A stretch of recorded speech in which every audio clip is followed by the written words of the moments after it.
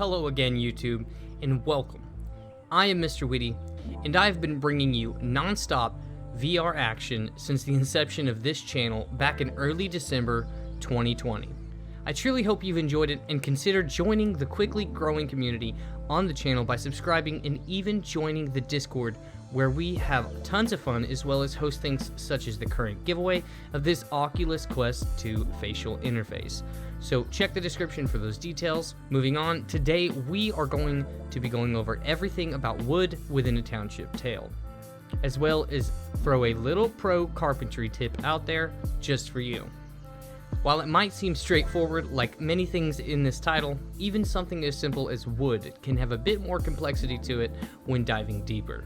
So let's talk all things wooden within a township tale, available on PC VR and the Oculus Quest platform.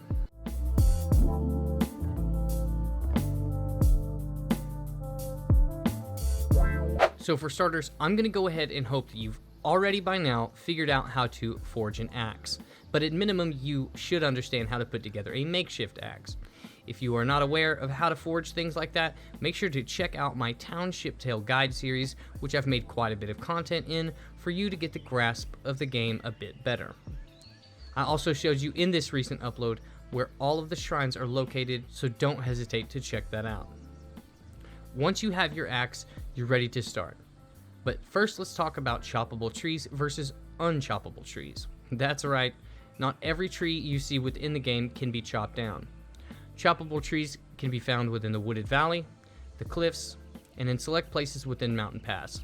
The easiest way to tell the trees apart is the bark pattern, as most choppable trees are very straight in structure, and non-choppable trees spread out more, having larger canopies, and the roots will also spread out.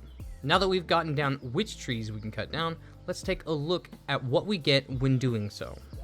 Firstly, for the large logs, chopping them down, we will get 6 wooden wedges. Medium logs provide 3 wedges, and finally, branches give you 1 to 2 sticks.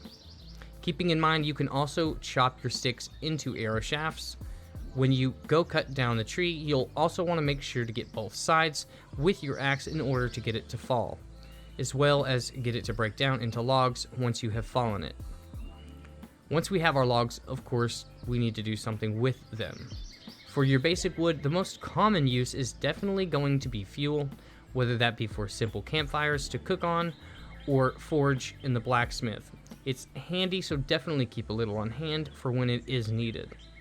Notice I mentioned basic wood because yes, although all the wood types aren't available in the Quest version just yet, they will be soon enough, so take note that the following wood types are oak, birch, walnut, ash, and redwood, each of which, as with many things in the game, having their own unique characteristics. Also, you have to have certain types of materials in order to harvest certain types of wood, as well as chisel them into handles and other things to further utilize. For instance, to cut oak and birch, only copper or better is required. For walnut, you will need an iron or better, and for ash and redwood, you are going to need at minimum a mithril or better axe or tools in order to work with them. Let's now take a look and give a pro tip on a little bit of carpentry. But before that, let's definitely get a huge pog in the comment section for the people that make these videos possible.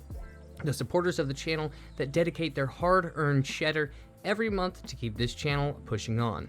The Ultra Wit member himself, Michael VR, Mavelin, Matt Henderson, Brent Patterson, Jacob Burns, Killfree2211, and Chris Quits Reality.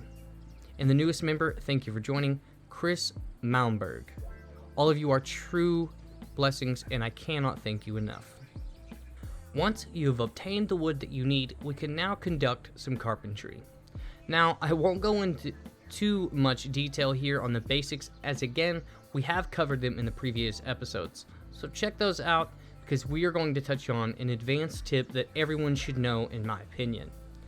So on every page in the wiki, which I will leave down in the description, it will show you a numbered pattern on the right side, which you can then associate with the block of wood on the deck.